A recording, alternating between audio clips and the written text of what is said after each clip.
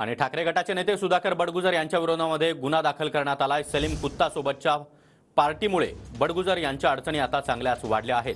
सलीम कुत्ता हा 1993च्या मुंबई बॉम्बस्फोटातील आरोपी आहे आणि त्याच्यासोबत पार्टी केल्यामुळे आता नाशिकचे ठाकरे गटाचे नेते सुधाकर बडगुजर यांच्या अडचणी चांगल्याच वाढण्याची शक्यता आहे।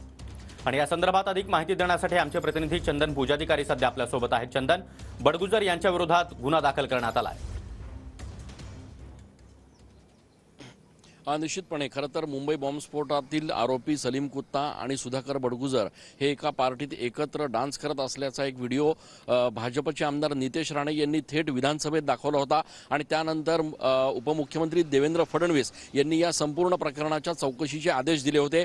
नाशिक पोलीस गुन्हे शाखा जी आहे ती गेल्या काही दिवसांपासून सुधाकर बडगुजर यांची चौकशी करते। फक्त बडगुजरच नाही तर बडगुजरांसोबत जवळपास 17 ते 18 जणांची आतापर्यंत या संपूर्ण प्रकरणात चौकशी झालेली आहे आणि या सगळ्या चौकशीनंतर या चौकशीचा जो अहवाल आहे तो गुन्हे शाखेकडून पोलीस आयुक्तांना देण्यात आला आणि थेट पोलीस आयुक्तांनी आता सुधाकर बडगुजर यांच्या विरोधात गुन्हा दाखल केलेला आहे। नाशिकच्या आडगाव पोलीस ठाण्यामध्ये बडगुजर यांच्या विरोधात गुन्हा दाखल करण्यात आलेला आहे आणि त्याच्यामुळे आता यानंतरची जी कारवाई आहे ती नेमकी काय होती हे बघणं महत्त्वाचं ठरणार आहे। अर्थात सुधाकर बडगुजर यांनी म्हटलंय की या संदर्भातली आपल्याला कुठलीही माहिती नाही आहे आणि वकिलांशी चर्चा करून आपण नेमकी काय भूमिका आहे पुढची ती आपण ठरवणार आहोत। मात्र एकूणच कालच सुधाकर बडगुजर यांची ठाकरे गटाच्या जिल्हा प्रमुखपदी निवड झाली आणि आज अशा पद्धतीचा गुन्हा दाखल करण्यात आलेला आहे। त्याच्यामुळे बडगुजर यांच्या अडचणीत निश्चितपणे वाढ झाली असं म्हणावं लागेल। नक्की चंदन, धन्यवाद तुम्ही दिलेल्या या सविस्तर माहितीसाठी।